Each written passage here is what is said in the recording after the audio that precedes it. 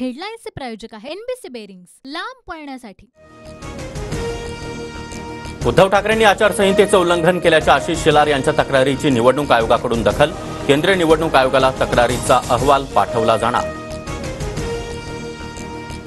India आघाडीमध्ये जो पक्ष मोठा त्याच पक्षाचा पंतप्रधान होणार। जास्त जागा निवडून येणाऱ्या पक्षाकडून पंतप्रधान पदासाठी नाव सुचवलं जाईल। काँग्रेसचे नेते जयराम रमेश यांचं वक्तव्य। ठाकरे गटाच्या नेत्यांनी घेतली राज्य मुख्य निवडणूक अधिकाऱ्यांची भेट। मतदानावेळी ढिसाळ नियोजन, मतदान संथगतीनं का झालं? ठाकरे गटाच्या अनिल देसाईंचा सवाल। सोलापुरातील उजनी जलाशयामध्ये बुडालेल्या 6 पैकी 5 जणांचे मृतदेह सापडले। एकाचा शोध सुरू। मृतदेह ताब्यात घेण्यासाठी एनडीआरएफचं पथक रवाना। पुणे अपघात प्रकरणातील वेदांत अग्रवालची 14 दिवसांसाठी बाल सुधारगृहामध्ये रवानगी। बाल हक्क न्यायालयाचा मोठा निर्णय। विशाल अग्रवालसह 3 जणांना उद्यापर्यंत पोलीस कोठडी। पोलिसांकडून 7 दिवसांच्या पोलीस कोठडीची मागणी करण्यात आली होती। पुणे अपघात प्रकरणामध्ये पहिल्या एफआयआरमध्ये कलम 304 न लावता फक्त 304 अ कलम लावलं। यासाठी कुठला आर्थिक व्यवहार झाला का? पहिल्या एफआयआरची कॉपी शेअर करत आमदार रवींद्र धंगेकरांचा सवाल। पुणे अपघात प्रकरणामध्ये मूळ एफआयआर दाखल करतानाच कलम 304 लावलं। खोटे नॅरेटिव्ह सेट करण्यासाठी तुम्ही काहीही करू शकता। भाजपचे मुरलीधर मोहोळ यांचं धंगेकरांना प्रत्युत्तर।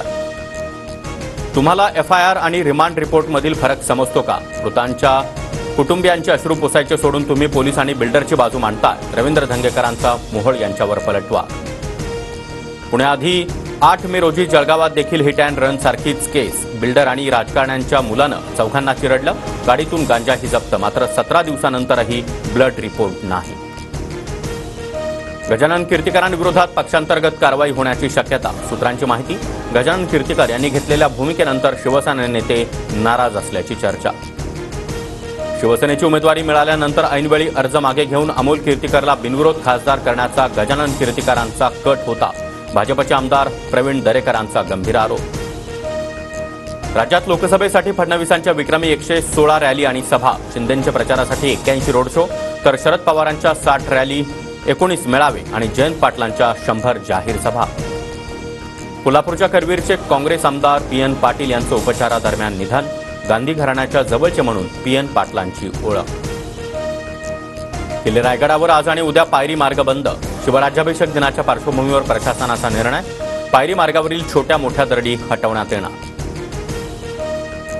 एमडीएच आणि एव्हरेस्टला एफएसएसआयची क्लीन चिट। तपासणीनंतर मसाल्यांमध्ये इथेनिल ऑक्साईड नसल्याचं एफएसएसआयकडून स्पष्ट। मुंबई पुणे द्रुतगती मार्गावर आज 1 तासाचा ब्लॉक। दुपारी 12 ते 1 वाजेदरम्यान गॅन्ट्री बसवण्याचं काम होणार। राज्यातील 6 जिल्ह्यांमध्ये पुढील 4 दिवस उष्णतेची लाट। पुणे, धुळे, नंदुरबार, जळगाव आणि नाशिक, त्याचबरोबर नगरमध्ये तीव्र उष्णतेच्या लाटेचा अंदाज। पंजाब, हरियाणा, उत्तराखंड आणि राजस्थानमधील हजारो शेतकरी शंभू बॉर्डरवर। शेतमालाला किमान हमीभाव आणि विविध मागण्यांसाठी शेतकरी आक्रमक। आयपीएलचं जेतेपद पटकावण्याचं आरसीबीचं स्वप्न यंदाही भंगलं। राजस्थानकडून 4 गडी राखत आरसीबीचा पराभव। राजस्थान रॉयल्सचा क्वालिफायरमध्ये प्रवेश। हेडलाईन्सचे प्रायोजक आहे एनबीसी बेरिंग्स, लांब पळण्यासाठी।